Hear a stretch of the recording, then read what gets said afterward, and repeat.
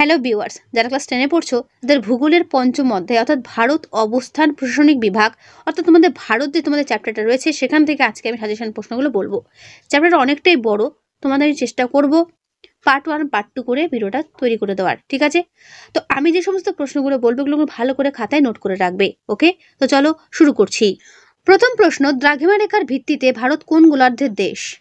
পূর্ব গোলার্ধের। ভারতের দক্ষিণতম বিন্দুর নাম কি? ইন্দিরা পয়েন্ট। ভারতের মূল ভূখণ্ডের দক্ষিণতম অংশের নাম কি? কন্যাকুমারিকা অন্তরীপ। কোন বিখ্যাত অক্ষরেখা ভারতের মাঝ বরাবর বিস্তৃত? উত্তর কর্কট ক্রান্তি রেখা, যার মান 23.5 ডিগ্রি উত্তর। ভারত সমেত প্রতিবেশী দেশগুলোর সংগঠনের নাম কি? উত্তর সার্ক। তোমরা জানো সার্কের পুরো নাম, ছোটবেলায় পড়েছো। সার্কের সদস্য সংখ্যা কটি? এটাও পরীক্ষাতে আসে। উত্তর 6টি। সার্কের পুরো নামটা আরেকবার দেখে নাও, south Asian association for regional cooperation, ঠিক আছে? এই সম্পূর্ণ নামটা কিন্তু ভালো করে মনে রাখবে। তারপরের প্রশ্ন, ভারত ও পাকিস্তানের সীমান্ত রেখা বা সীমারেখার নাম কি? Radcliffe line. কোন প্রতিবেশী দেশের সঙ্গে ভারতের সীমারেখা দীর্ঘতম? উত্তর বাংলাদেশের সঙ্গে, ঠিক আছে? করবে। তারপর ভারতের একটি প্রতিবেশী দেশের নাম লেখো যা সম্পূর্ণ স্থলভাগ বেষ্টিত। উত্তর দেখে নাও, নেপাল বা ভুটান।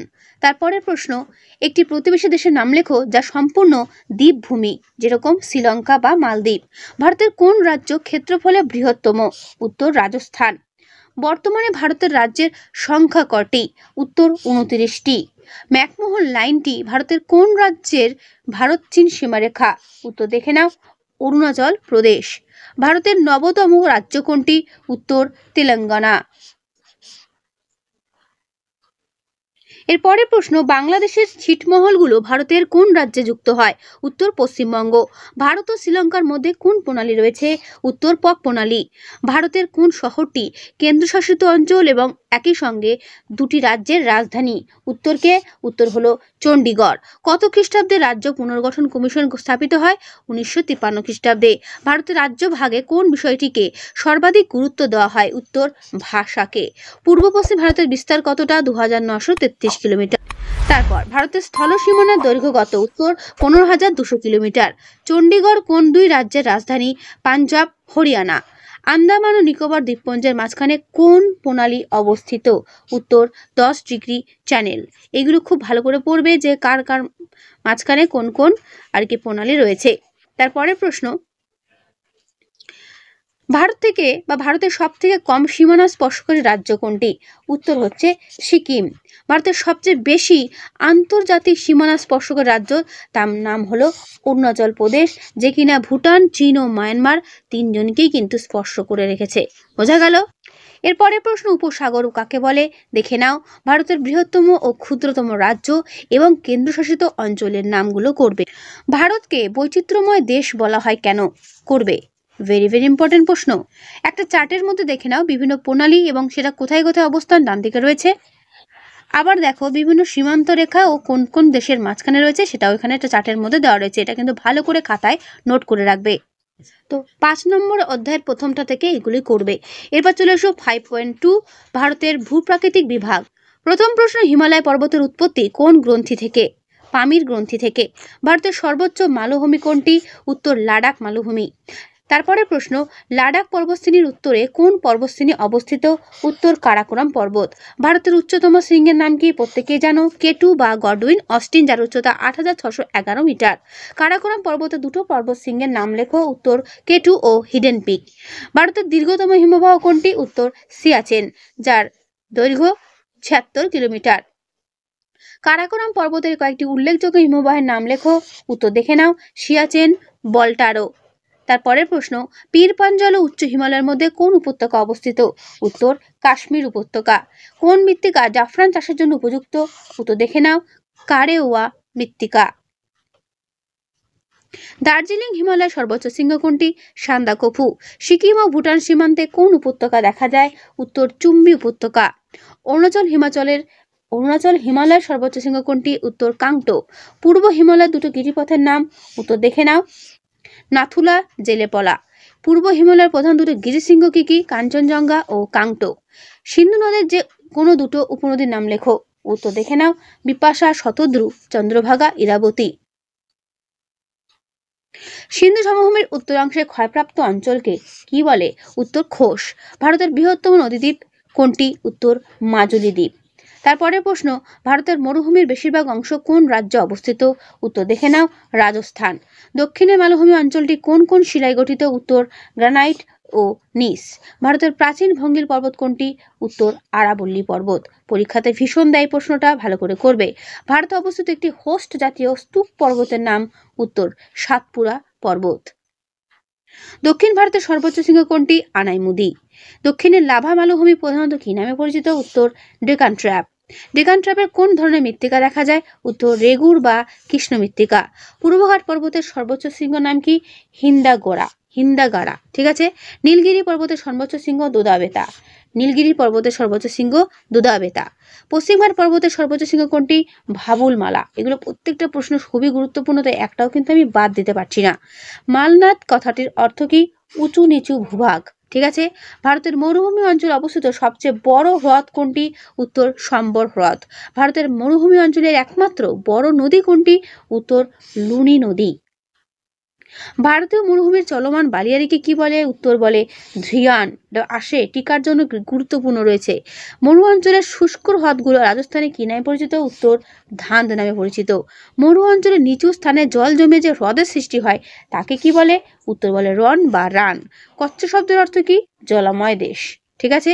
উড়িষ্যার উপকূলে অবস্থিত একটি উপহ্রদের নাম লেখো। উত্তর চিল্কা হ্রদ। পুলিকট হ্রদ ভারতের কোন উপকূলে দেখা যায়? উত্তর অন্ধ্র উপকূলে। ভারতের বৃহত্তম লেগুন কোনটি? চিল্কা হ্রদ। ভারতের সর্বোচ্চ জলপ্রপাত কোনটি? গেরেসোপ্পা জলপ্রপাত। ভারতের সর্বাধিক ভগ্ন উপকূল কোনটি? উত্তর কোঙ্কন উপকূল। মালাবার উপকূলে দীর্ঘতম কয়াল কোনটি? ভেম্বানাথ কয়াল। ভারতের কোন উপকূলে বছরে দুবার বৃষ্টিপাত হয়? করমণ্ডল উপকূলে। ভারতের দীর্ঘতম সমুদ্র সৈকত কোনটি? উত্তর মেরিনা বিচ। আন্দামান ও নিকোবর দ্বীপপুঞ্জের মধ্যে সর্বোচ্চ পর্বতশৃঙ্গ কোনটি? উত্তর স্যাডল পিক। বঙ্গোপসাগরে অবস্থিত দুটো আগ্নেয়গিরির নাম লেখো।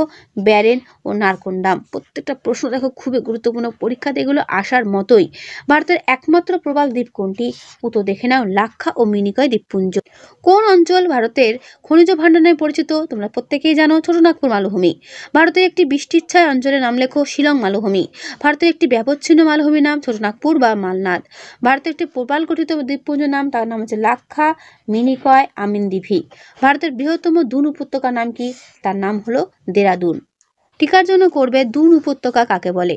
ঠিক আছে, আমি অ্যান্সার সময় তোমাদেরকে দেখিয়ে দিচ্ছি, ভালো করে দেখবে। এগুলোর মান 2 করে। তাল কি? ঠিক আছে, দুন কি, তাল কি, এগুলো করবে। ধ্রিয়ান কাকে বলে? রন বা রান কাকে বলে? ভাঁদ কি? মরুস্থলী কথার অর্থ কি? এই প্রকার নামকরণের কারণটা কি? প্রত্যেকটার উত্তর নিচে দেওয়া রয়েছে, অবশ্যই কিন্তু উত্তর সময় দেখে নিও। সিন্ধু সমভূমি কিভাবে গঠিত হয়েছে এবং এর আয়তন কত? করবে। দোয়াব কাকে বলে? ধায়া বা খোস কাকে বলে? খাদার কাকে বলে? করবে। ভাঙ্গার কাকে বলে? ভাবর কাকে বলে? দেখে নাও পুরো উত্তর। ঠিক আছে, পুরো উত্তর সময় দেখে নাও, ভালো করে করবে। তারপরের প্রশ্ন, তরাই বলতে কি বোঝো? ভুর বলতে কি বোঝো? দেখে নাও। তরাই ও ডুয়ার্স অঞ্চল বলতে কি বোঝো? ময়দান ও মালনাদ কি? মেঘালয় মালভূমি বলতে কি বোঝো? অথবা টিকার জন্য মেঘালয় মালভূমি লিখতে পারো। দেখে নাও পুরো উত্তর। এর পুরো উত্তর ঠিক তোমাদের বইয়ের এই পর্যন্ত শেষ হলো। ডেকান ট্র্যাপ সম্পর্কে লেখো। গুরুত্বপূর্ণ প্রশ্ন, ভালো করে করবে। দেখে নাও পুরো উত্তর। আমি বইটা আস্তে আস্তে সরাচ্ছি যাতে করে তোমরা প্রত্যেকেই উত্তরটা দেখতে পারো, অথবা তোমাদের কাছে যদি অন্য কোনো রাইটারের বই থেকে থাকে তো সেখানেও ডেকান ট্র্যাপের উত্তর পেয়ে যাবে। এরপরের প্রশ্ন, কয়াল বলতে কি বোঝো? পার্থক্য করবে। পূর্ব হিমালয় ও পশ্চিম হিমালয়ের মধ্যে পার্থক্য দেখে নাও। পুরো পার্থক্যটা ভালো করে দেখে নাও, করবে। ঠিক আছে। ভাঙ্গার ও খাদারের মধ্যে পার্থক্য দেখে নাও। একটা চার্টের মধ্যে খুব সুন্দর করে লেখা রয়েছে, পার্থক্যটা করবে। পশ্চিম ঘাট পর্বত ও পূর্ব ঘাট পর্বতের মধ্যে পার্থক্য করবে। বড় প্রশ্ন যেন করবে, চিত্রসহ হিমালয় পর্বতমালা সৃষ্টির কারণ সংক্ষেপে আলোচনা করো। কিভাবে হিমালয় পর্বতমালা সৃষ্টি হয়েছিল? তার মধ্যে ইম্পর্টেন্ট রয়েছে মহিকার তত্ত্বটা। ঠিক আছে, করবে। আর সঙ্গে অবশ্যই চিত্রসহ এই অ্যান্সারটা করার চেষ্টা করবে। ঠিক তার ডান দিকে দেখো একটা চিত্রের আকারে দেওয়া রয়েছে, এটা ভালো করে করবে। ঠিক আছে, এটা কিন্তু বড় প্রশ্নের জন্য দেওয়া রইলো, তাই প্রত্যেককে বলছি ভালো করে লিখবে অ্যান্সারটা। দেখে নাও পুরো উত্তরটা। আমি তোমাদের পুরো উত্তর এক ঝলক দেখিয়ে দিচ্ছি। এর উত্তর পুরোটা কিন্তু ঠিক তোমাদের বইয়ের পাতার এই পর্যন্ত শেষ হলো। ঠিক আছে, নিজেদের টেক্সট বুক থেকেও অ্যান্সারটা করতে পারো, সেখানেও দেওয়া থাকবে। আর তোমাদের এখান থেকে আসবে ম্যাপ পয়েন্টিং করা। ম্যাপ পয়েন্টিং তোমাদের স্কুল থেকে তো শেখাবেই, আর আমি তোমাদের ছোটোবেলায় শিখিয়েছিলাম কীভাবে করতে হয়। কিছু কিছু নাম দিয়ে দেবে, সেই নামগুলো একটা চিত্র মানে কি ভারতের ম্যাপ দিয়ে দেবে, সেই ম্যাপে তোমাদেরকে দেখাতে হবে কোথায় সেই জিনিসটা অবস্থান রয়েছে। ঠিক আছে, তো দেখে না এখানে খুব সুন্দর করে দেখা রয়েছে বিভিন্ন পর্বতের ছবি, কালো কালার দাগ দিয়ে একটা ইন্ডেক্সের মধ্যে দেওয়া রয়েছে যে কোনটা কিসের ছবি। তো ছোটো ছোটো দাগ জিনিসের দাক্ষিণাত্য মালভূমি, আরও ছোটো ছোটো দাগ সেটা কচ্ছের রণ, লম্বা লম্বা দাগ ভারতের সর্বোচ্চ মালভূমি। মানে একটা ছবির মাধ্যমে এখানে দেখানো হয়েছে যে কোন জিনিসগুলো কী নামে পরিচিত। তো সেটা তোমাদের এখানে ম্যাপ পয়েন্টিংয়ে সুন্দর করে দেওয়া রয়েছে। ঠিক আছে, তাই ম্যাপ পয়েন্টিং তোমাদের কিন্তু প্রত্যেকেরই করতে হবে, এটা কিন্তু পরীক্ষাতে থাকবে তোমাদের। তাই অবশ্যই কিন্তু ম্যাপ পয়েন্টিংগুলো করবে। যেরকম রয়েছে দাক্ষিণাত্য মালভূমি কোথায় রয়েছে, কচ্ছের রণ কোথায় রয়েছে, ঠিক আছে, মেঘালয় মালভূমি কোথায় রয়েছে, সুন্দরবন অঞ্চল করবে, তারপর বিন্ধ্য পর্বত কোথায় রয়েছে করবে, চিল্কার হ্রদ করবে, কন্যাকুমারী অন্তরীপটা দেখবে।